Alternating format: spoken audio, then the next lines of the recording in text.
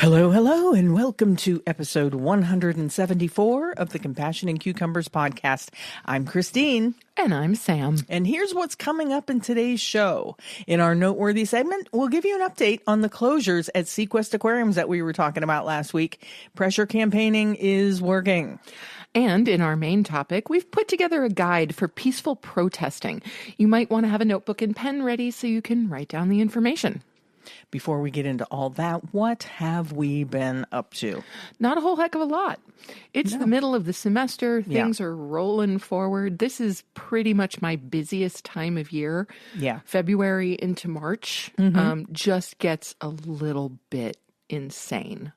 It really does. Yeah. It really does. The weather's beautiful today. Oh my gosh. That is the announcement of the day, is the weather. Yeah. The sun is shining. And it's 53 degrees. 53 degrees. It's like, days ago, it was like in the teens. Yes. It's crazy. Yes. Yeah. I've been just phenomenal. I've been just microdosing Thin Mints.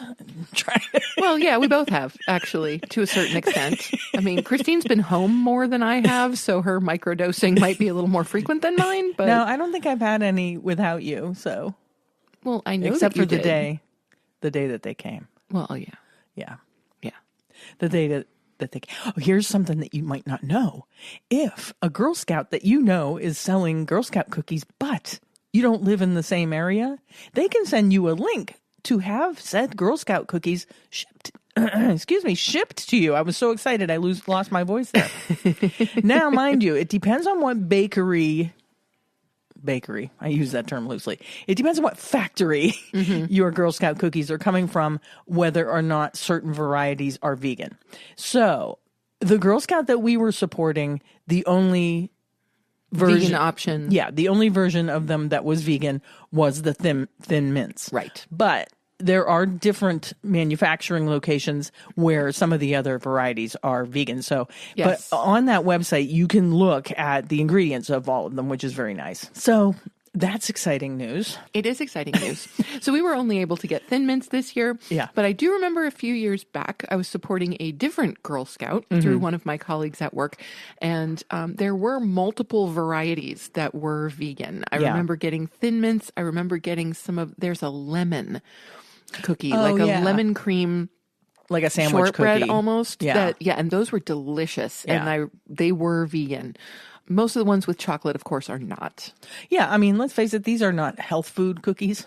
No. There's a lot of junk in them. There really are. They're still tasty, though. I really only ordered them to support this particular Girl Scout. Yep. And because the money from her cookie sales is going to help her go to Girl Scout camp this summer. Super cool. Yeah. So there's that. What else? I don't think I've been up to anything else. It's been kind of quiet. Yeah, and for me, it's just been running around program auditions and guest artist residencies and just typical February, March stuff. Yeah, and for me, it's just been like research for the show and the typical stuff. So nothing different for me. But hey, we're 3 weeks from spring break. We are. 3 weeks from spring break is good. Mm-hmm. So we don't have a recipe this week. No. Even though I didn't have a whole lot going on. Yeah, what's up with that? Why is there no recipe? Come on. Get on it. I guess I was just slacking. Well, that happens. I mean, it's not like I haven't been cooking. I just haven't made a particular recipe that we can talk about. Maybe you can for next week? Yeah, I'll try to get one done for next week. That would be super cool. I will. I do love recipes. Yeah. So instead, we'll just move into our Noteworthy segment and give you a little update on Seaquest that we were talking about last week. Seaquest in Roseville is permanently closed. Yay. Can we all jump up and down and say yay for that?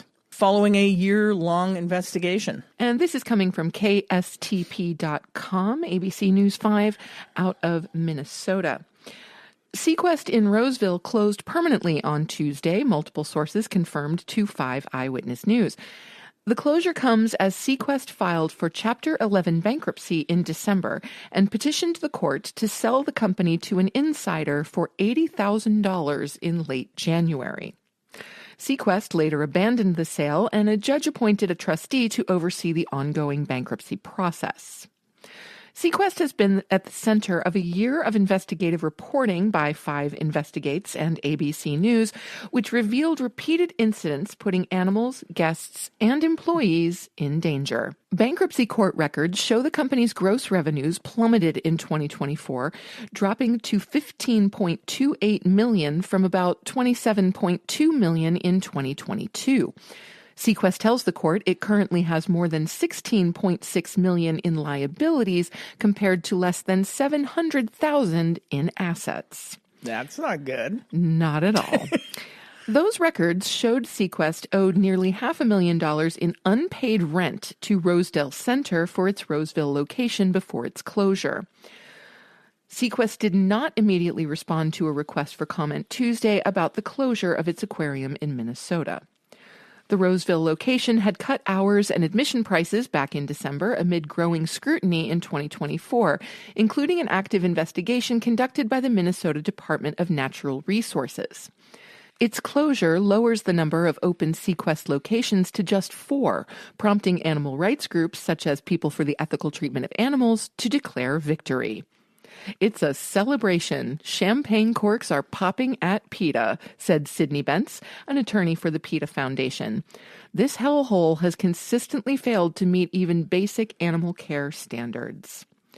Humane World for Animals, formerly known as the Humane Society of the United States, also celebrated the closure, the 5th Seaquest location to shut down in less than 2 years. The surviving animals at Seaquest Roseville must be transferred to accredited facilities where they can finally get the care they need and deserve, said Aaron Zellhofer, Minnesota State Director of Humane World for Animals. The pressure campaigns that have kept Seaquest in the news are directly responsible for all of this happening. Not directly responsible for Seaquest's obvious lack of business acumen, but right. But to keep them in the news as far as how they're treating the animals and the poor conditions that the animals are in. Now, the New Jersey one that we were talking about last week, New Jersey has begun the process of shutting down that aquarium and that facility that opened several years ago in Middlesex.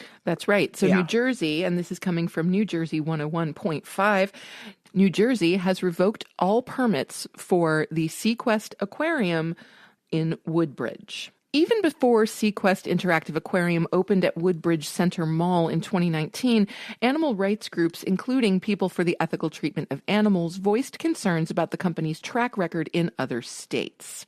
While the company can still appeal the removal of its licenses, it has been placed on probationary notice by state officials, citing numerous legitimate complaints. In June 2024, a final notice of violation was issued to the business for repeated failures. At the end of January, the state declared that the zoo and aquarium facility would lose several annually issued permits covering exotic and non-exotic animals and species. State inspectors have found numerous violations every year since Seaquest first opened.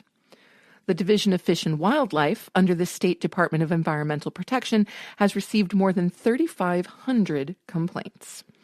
Some of these were from former employees who had photographic evidence of animal mistreatment and unhealthy enclosures. Among the violations of animal regulations cited by the states are injured giant day geckos, who were kept in a crowded, wrong-sized tank and who repeatedly escaped. 2 Asian water monitors and an axolotl all needed to be euthanized in separate incidents that involved poor habitats. Multiple enclosures were allegedly not kept humid enough to support animal health, including those of a sloth and a red-eyed tree frog. Several reptiles were photographed with mouth rot by now former staffers, and multiple cases of shell rot were seen among various turtles in a large tank at the facility over several years of inspection.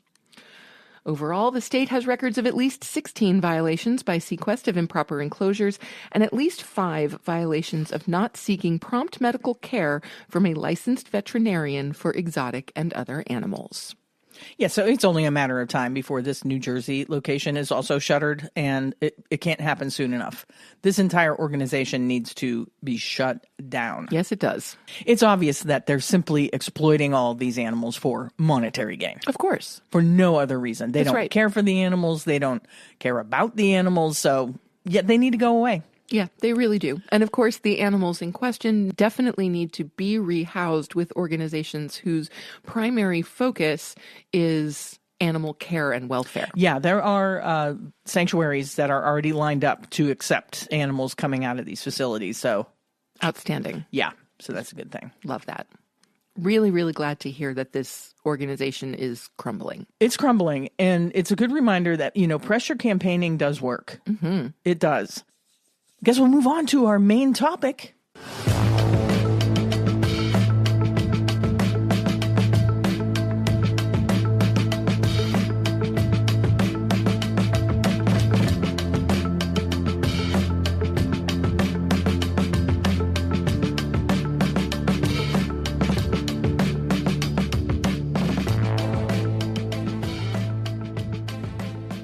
This week's main topic is a guide to safe and effective peaceful protest. It's definitely something that we're all going to have to consider. Yes.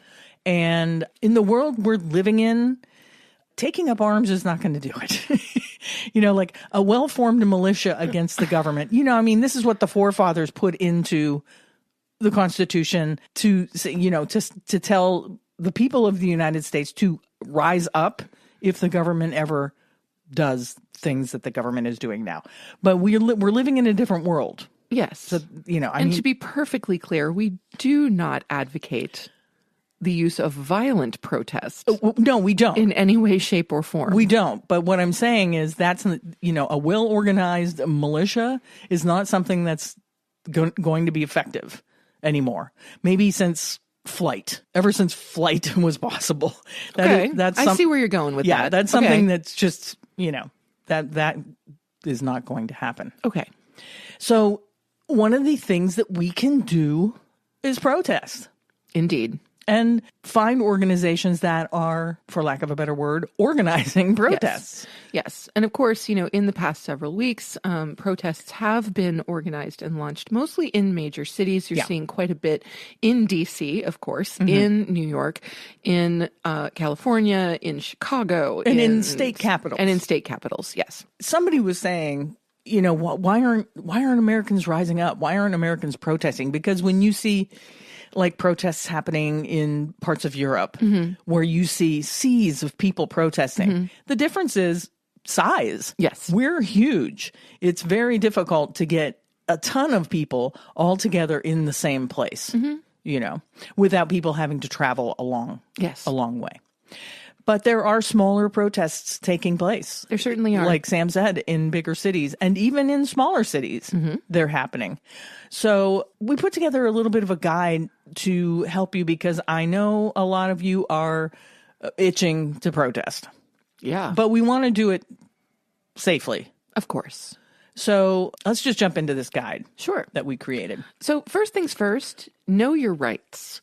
Okay, this is important not only as a prospective protester, but just as a citizen of the United States of America. If you have not read the Constitution recently, I highly recommend that you do, so that you are very, very aware of what your constitutional rights are. If you have any questions about what your legal rights are in any given situation, then by all means, go to your local library and look up whatever legal question that you have. Sure. Yeah. Yeah. So, as we all know, the First Amendment protects your right to peacefully assemble and to express your views. Protest should not be made illegal simply because of the content of that protest. I know that the current administration is trying to suppress protest on specific issues. Anything that is related to DEI SJB, which is now diversity, equity, inclusion, social justice, and belonging. Okay.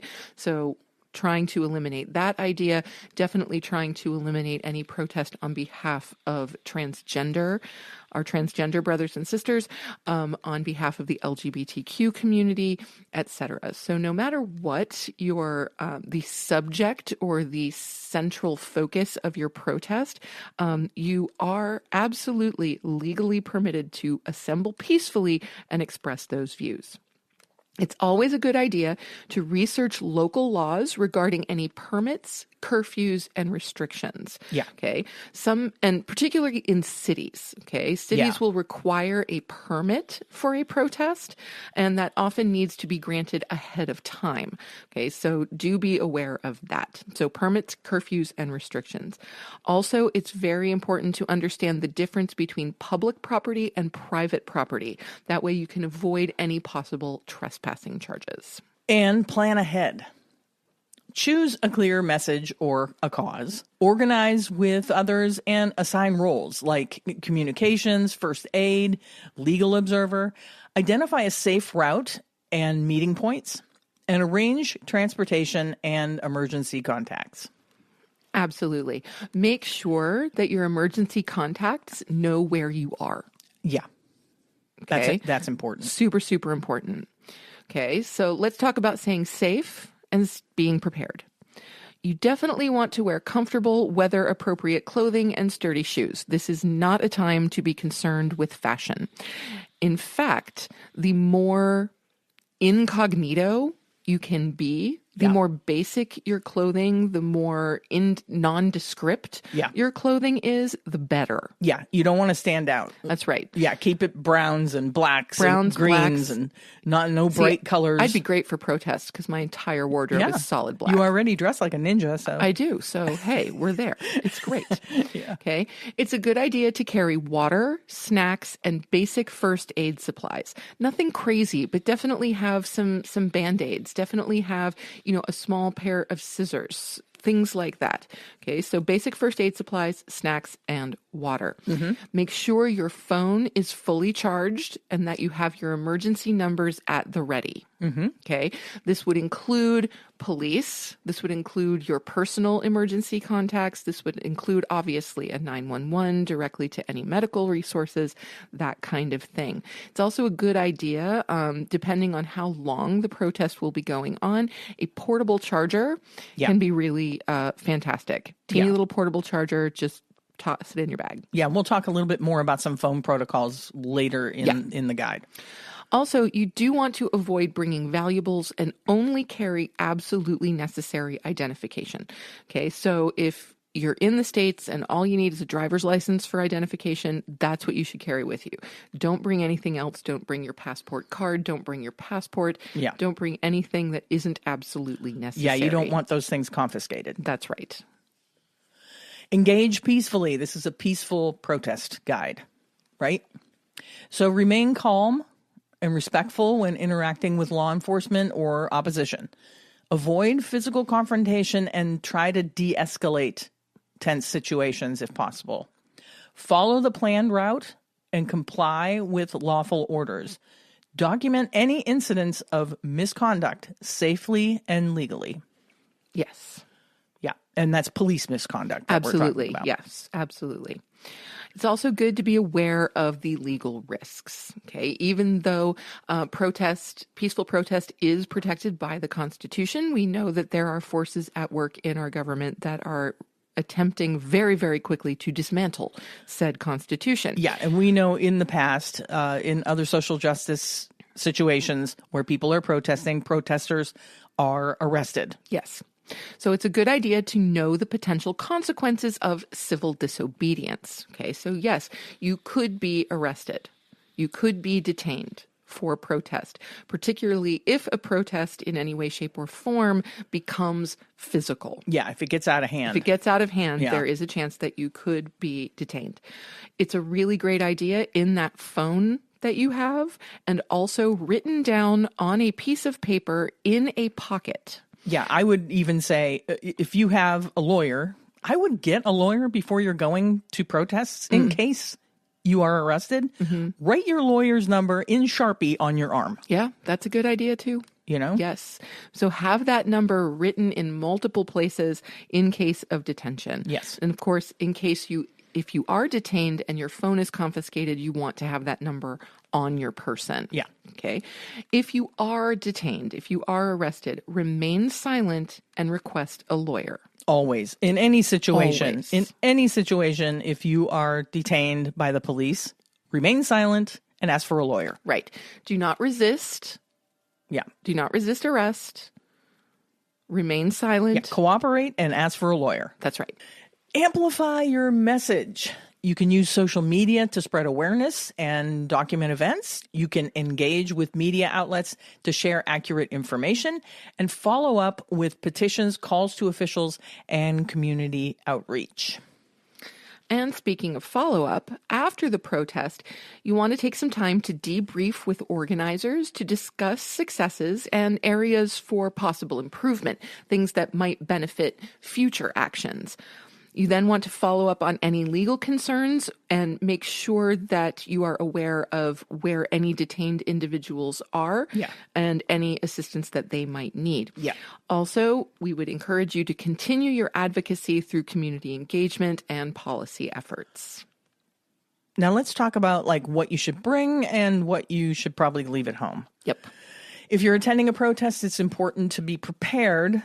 Here's a little checklist of essential items to bring for safety, communication, and comfort. First of all, your personal essentials. We talked about your identification, a government-issued ID, if you're comfortable carrying it, cash for emergencies, transportation, or food, emergency contact information written on paper or on your arm, lawyer, your family, your friends. Exactly. Write it down. Yes. Because if your phone's taken away from you, now is the time, people, to maybe try to go back to memorizing people's phone numbers. Yeah, it's a lost art. Yeah. It's definitely a lost art. Yeah. In terms of your safety and protection, okay, of course, you're going to want to stay hydrated. So you're going to want a water bottle, especially when you're at a longer protest. You're also going to want some snacks, things that travel very, very well, that do not require refrigeration. So we're talking energy bars, nuts, dried fruit. Think of what you would take with you on a hike. Right. This is the same kind of thing. Yeah. Okay. A first aid kit. So Band-Aids, antiseptic wipes, gauze, pain relievers. Okay. Think about a face mask. Okay. So protection against the potential use of tear gas by police and to maintain your anonymity. Yeah, I would recommend, if you're going to a protest, always wear a face mask or face covering of some type. A face covering of some kind. Yeah. Okay. Goggles or shatterproof glasses, okay, which will protect your eyes from irritants, tear gas, or debris. So if I were going to protest, I wear prescription lenses to begin with. I would probably get a pair of safety goggles to put over those prescription lenses because I wouldn't want to risk breaking those. Yeah. Or, of course, leaving my eyes open to danger. Yeah. Also a good idea, gloves, okay, for protection if you're handling hot objects or injured people. Yeah. To this list, I would actually also add a hat. For people like me who are phenomenally sun sensitive, okay, it will help protect your skin, but also it does assist with that cause of anonymity as well. Yeah. So, a mask and a hat will keep you relatively safe in terms of recognition. Yeah. As far as communication and documentation, your phone, if you're bringing one, fully charged with important numbers saved. We talked about that. Portable charger, like Sam said, keeps your phone powered in case of long hours. And notebook and pen to document events or legal observations. Your sign, of course, or a banner clearly stating the message that you are protesting. A whistle is good to alert others if you need help. Absolutely. So that's something that you would plan ahead of time, that everybody's carrying a whistle and you don't blow it unless you need help. That's right. From your fellow protesters. That's right. The blowing of the whistle is not just noise making. It is not just, support for the cause. Yeah. It's only in the event that you are in need of assistance. Yeah. In terms of clothing and comfort, okay, comfortable, weather-appropriate clothing. Dress in layers and wear neutral colors. Try to keep text or brand names off of your clothes. Yeah. Nothing that would make you instantly recognizable. Right. Nothing easily identifiable. Yep. Sturdy shoes, sneakers or boots for walking long distances. Okay. Whether your protest is central in one specific area or it is moving through a given city, you're going to be on your feet for a long time. So you want to make sure you're as comfortable as possible. And again, see, here we go. Hat and sunglasses, which will give you protection from the sun and increased anonymity. Yeah. And also, it's a good idea to, in a bag or around your waist, have a rain poncho or a jacket just in case of bad or cold weather. Yeah. Now, as far as legal and safety precautions, we talked about knowing your rights. You can get a little card that will give you all of your rights, a quick reference for interactions with law enforcement, a legal aid hotline number written down in case you're arrested. Again, on your arm is a really good idea. On your arm or piece of paper in your pocket. Emergency plan, set meeting points in case you get separated from your group. Yep, definitely. So plan that ahead of time in case you're separated. Now, what do we want to avoid bringing? There are a few things that you definitely want to stay away from. Okay, jewelry or valuables. Okay, number one, they can be identification, but also they could be lost or stolen. And you just don't want to risk that, particularly if those valuables have sentimental value. Right. Contact lenses, really not a good idea. No. Those lenses can attract and trap substances like tear gas and could cause extreme irritation. Yeah. Okay. Though tear gas is going to irritate your eyes pretty much no matter what, it will be exacerbated if you are wearing contact lenses. Yeah. Okay. Do not have on your person a weapon or anything that could be perceived as one. Yeah, no knives, no tasers, no bear spray or anything like that. Nothing. You don't want to be caught with that. No, because that will avoid a lot of legal trouble. Yeah. If for some reason you are detained, you do not want to have anything like that on your person. Yeah. Also, any substances, alcohol, drugs, etc., could hugely complicate legal situations in the event of detention. So yeah, you don't want to give law enforcement any reason to incarcerate you. That's right. Beyond your protesting. And here's a kind of breakdown of the rights that you have. As a U.S. citizen, you have several constitutional rights that protect your ability to protest the government peacefully. These rights are primarily derived from the First Amendment and other legal protections. Here's a breakdown. First Amendment. The First Amendment of the Constitution guarantees, number one, freedom of speech. You have the right to express your opinions, even if they criticize your government. Freedom of assembly. You can gather with others for peaceful demonstrations, marches, or protests. Freedom of the press. Journalists and individuals can report on protests without government interference. And right to petition the government. You can advocate for change through petitions, letters, or other peaceful means. The First Amendment also protects our use of public space. You have the right to protest in public spaces, streets, parks, sidewalks, as long as you do not block traffic without a permit.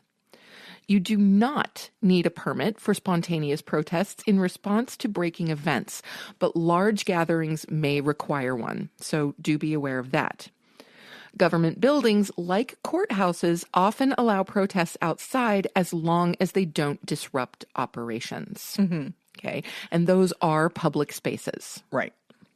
Protection from unlawful government action. The government cannot silence speech just because it is controversial or critical.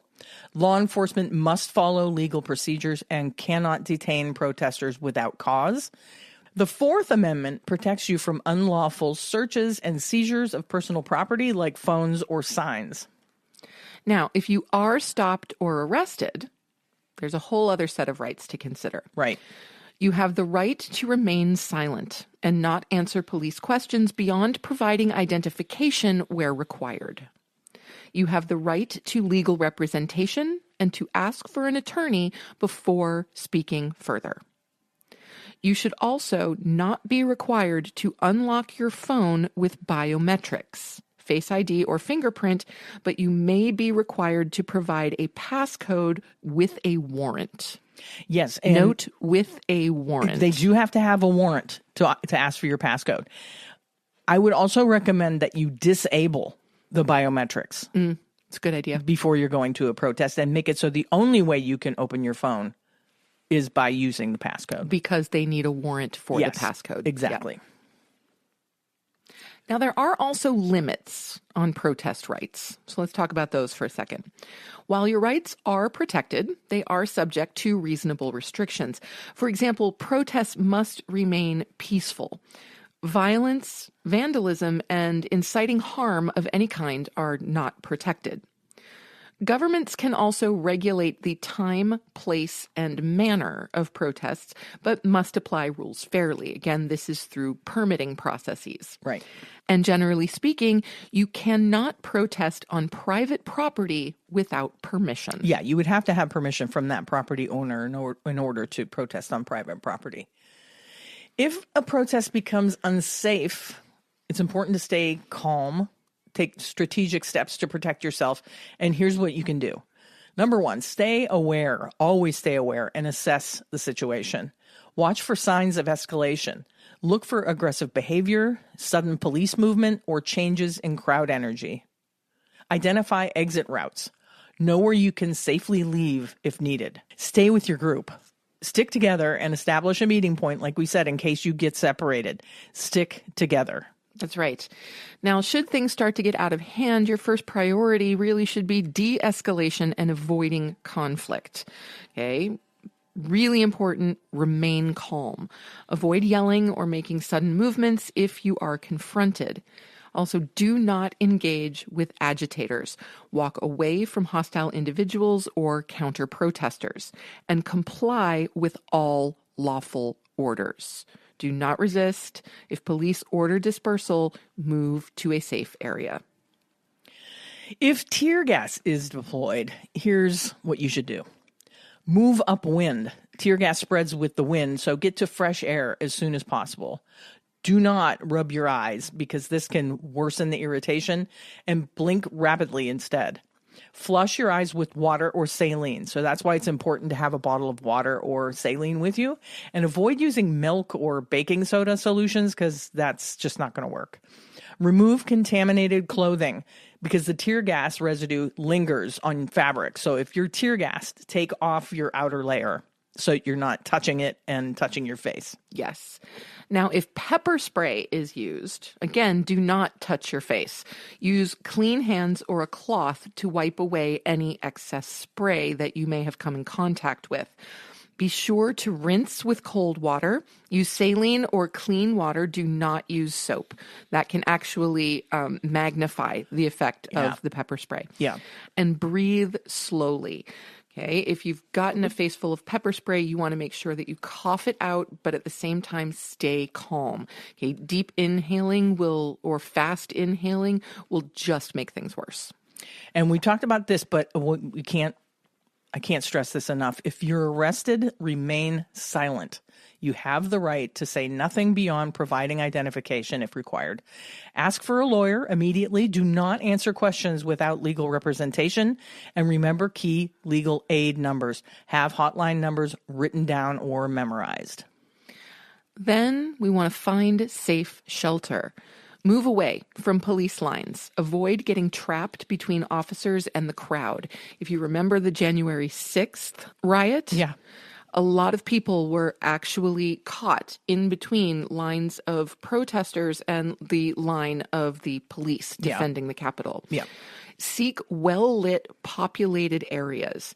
You'll find safety in a business, a home, or a designated protest support location.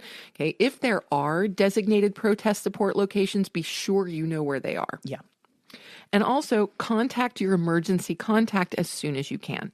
Okay, let someone know your location and status should the state of the protest change. Yeah, if things look like they're escalating, immediately contact someone on your emergency contact list and say, I'm at the corner of this and this. Yes. And this is what is happening.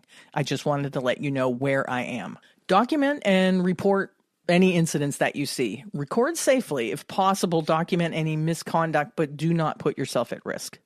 Share footage responsibly. Blur the faces of the people around you before posting anything online to protect their identities.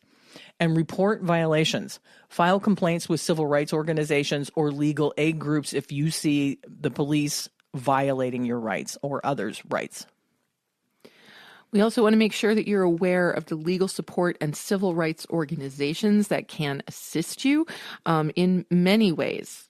Offers legal assistance, know your right resources, and monitors all civil rights violations. There are a number of them. First, of course, we have the ACLU, the American Civil Liberties Union. We have the National Lawyers Guild, or NLG. They provide legal observers at protests and offer legal aid if protesters are arrested. The First Amendment Foundation advocates for free speech and protest rights, and the Electronic Frontier Foundation, or EFF, focuses on digital privacy and security for activists.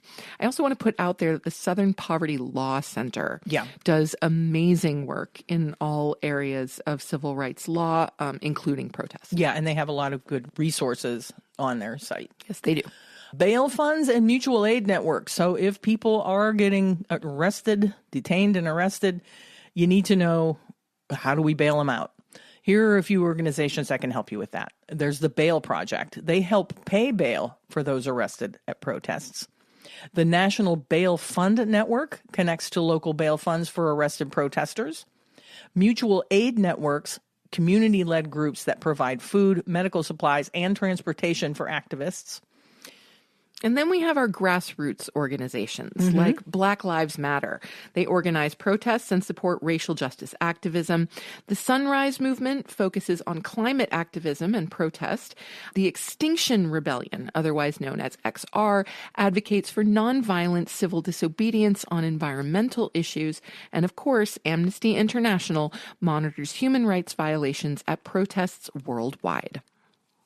Yeah, so there's just a few organizations. I'll include some links in the show notes to some of those if you want to investigate them further.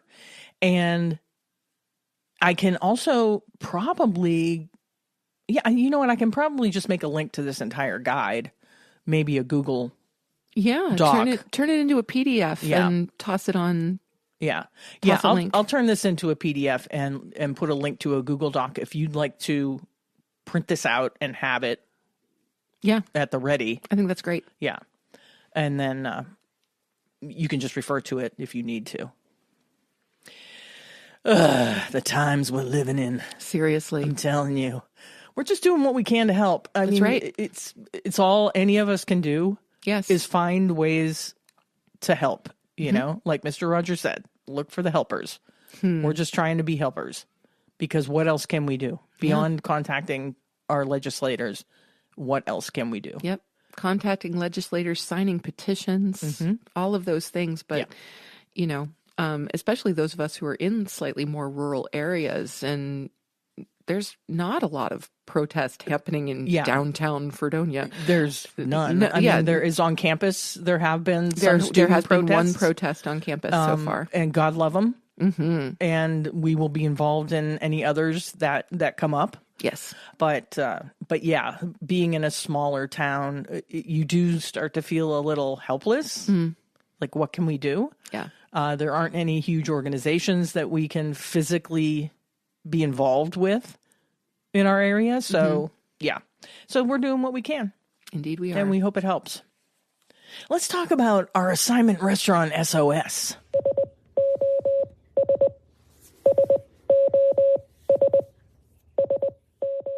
This week's restaurant is Sunshine Vegan Eats. Woohoo! Located at 893 Jefferson Avenue, Buffalo, New York. We love Sunshine Vegan Eats. Oh, yeah, their food's really good. It really is fantastic. Yeah. Nikki and her crew are just absolutely fabulous. Yeah. We love them. I love to see that they're successful even after they've been at this for a number of years now. And they don't show any signs of stopping, which I love to see. I do too. In fact, there are rumors of a second location sometime soon. There was a rumor going around. Actually, I think Nikki started the rumor that she had another location she was looking at refurbishing and turning it into a second location. So I don't know if she's put that on the back burner or what. I haven't heard anything about it for well over a year. So Okay. maybe she decided now was not the time, because that is a risky move. Oh, it is. Yeah, especially in a smaller market. So, Yeah. But let's take a little gander at Sunshine Vegan Eats menu. Oh, don't have to ask me twice. Okay, so the first thing that we ever had at Sunshine Vegan Eats was the Impossible Naya, Yeah. which is their vegan steak hoagie. This is impossible meat, sunshine cheese, onions, mushrooms, banana peppers, secret sauce. It is so good. It's really good. It's like a chopped cheese. It's just Really good. ridiculously satisfying. Yep. And that is, of course, served with fries. The other thing that I absolutely have loved at Sunshine Vegan Eat is the Jefferson, which is their shrimp po' boy. Yeah. Which is lettuce and pickles and onions and creamy cilantro sauce, of course, also served with fries. But it was really the first time I had gone on a vegan seafood adventure. Right. And it was just delightful. Yeah. Yeah, really fantastic. They also have breakfasts.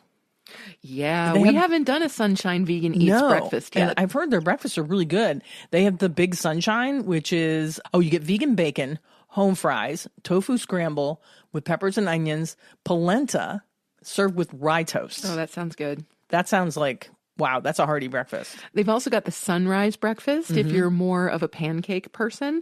So this is 3 handmade pancakes, tofu scramble with peppers and onions, and a sausage patty. That sounds lovely to me. I would like Cajun that. cheesy shrimp and grits for breakfast? Well, sure. Why not?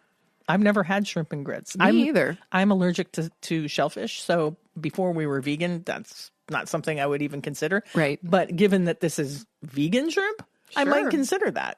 You can also get chicken and waffles, and God, you can't go wrong with chicken and waffles. It's vegan crispy chicken and waffle topped with maple syrup. Yeah. That is so good. That's Nice. sweet and salty. So good. They have tons of wonderful sides. They have a huge menu of appetizers. Of course, fry. Tacos. Yeah, they have tacos, pastillos, wings. Like right now, I'm looking at the menu and I'm thinking, oh my gosh, the snow stinger, that's just crazy. And I might have to try that the next time we go because it just sounds ridiculous. Again, it's chopped impossible meat with bell peppers, onions, and cheese, topped with then buffalo chicken tenders, lettuce, Nikki's famous blue mayo, and ranch. I think that's my next Sunshine Vegan Eats meal right there. Sounds good. That sounds insane. It sounds good. If you're looking for something a little more on the healthier side, they do have a big kale salad. And, Nice. let me just say, Nikki's prices are amazingly affordable. They really are. Very reasonable. This big kale salad is $10. It's fresh kale, sun-dried tomatoes, spices, and sweet coconut corn couscous. That sounds fabulous. It looks really good. The Impossible steak hoagie, she usually does a special where Yeah. I think when she first started, it was 2020 when she first opened. So she used to do 2 for 2020. Yeah. Then she did 2 for 2021. And she did 2 for 2022. So you can get those really inexpensively, a big meal. And they're big sandwiches. They are. They're like overloaded sandwiches. She has a buffalo ranch chicken. And there's your Jefferson. So many options. I can also speak for their coolers. They do some juices that are absolutely fantastic. Yeah, house-made juices. Yeah, I had one of their ginger turmeric lemon shots. Yeah. It's one of my favorite combinations of flavors, and it was just awesome. And then she has a whole menu of tacos, street tacos, nachos, impossible tacos, fish tacos, shrimp tacos, steak quesadilla, vegan ribs, meatloaf, the Big Fred, which is fried fish and shrimp with tartar sauce and fries, That sounds good. and the Nikki Special, which is vegan mac and cheese, yams, and greens. also sounds really good. Yeah. So much stuff. So much. The mac and cheese looks incredible. I think I've had the mac and cheese there. I'm pretty sure I have. I'm not sure. They make a jalapeno cornbread Yum. to go with your tacos. You can get sides of things like a side of meatloaf or plantains or cabbage or collard greens or mashed potatoes or yams or jasmine rice or vegan ribs. I mean, it's insane. And then desserts. They make cookies and peach cobbler. And banana pudding. Chocolate chip cookies, oatmeal raisin cookies, peanut butter cookies, peach cobbler. And then, like Sam said, they have a whole menu of their coolers, their house-made juices and stuff. They're so good. And smoothies. So it's seemingly an endless menu. It is. Smoothies. At Sunshine Vegan Eats. Juices. And don't forget, if you're in the Buffalo area, Sunshine Vegan Eats also caters. Yes, they do. Oh, and I just found out that Good and Evil, which was our restaurant last week, they are also starting a catering thing. So nice. Yeah. It's good to have options if you're having a get-together or whatever and you don't want to cook. Amen. That you can get. I've seen some of the stuff. Yeah. I've seen videos of when Nikki caters an event. Like she caters at BU events and stuff. Sure. And it's a huge spread of food. And everybody looks super happy. Well, that's not surprising. To be eating it. So. I'm super happy whenever I have something from Sunshine Vegan Eats. Yeah. So here's the twist. If you've recently been to Sunshine Vegan Eats, please send us a picture of your meal and let us know what it was. And we will enter you in. This is the last week for the February We're Gonna Buy You Dinner contest. That's right.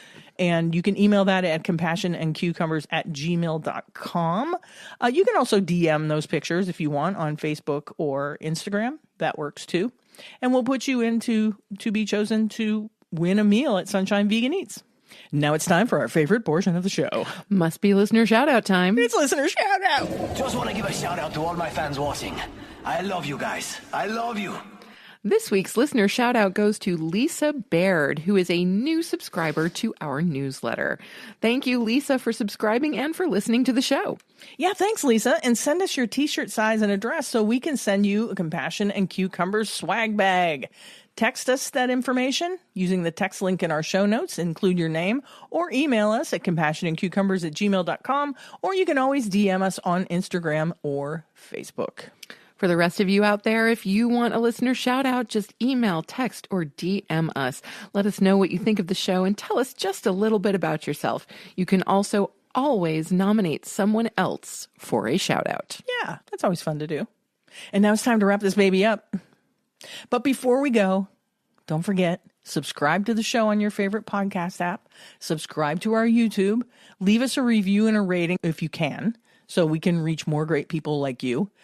Tell all your friends. Tell all your family. Share our show with somebody you think would be interested in what we have to say. And again, you can get news about the show by subscribing to our weekly newsletter at compassionandcucumbers.com. And with that, it's time to sign off. You have just listened to episode 174 of the Compassion and Cucumbers podcast, and there's nothing left to say but where cukes and compassion are always the fashion. On the podcast. Thanks, James. Have a great week, everyone. We'll talk to you next Tuesday. We love you. We do. Take care of yourselves. Bye-bye. The end.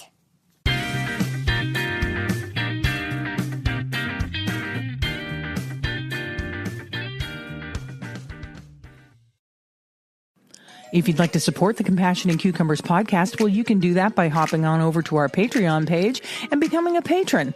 We have all the recipes from our vegan kitchen series up there, and we'll be adding some patron-only episodes in the near future.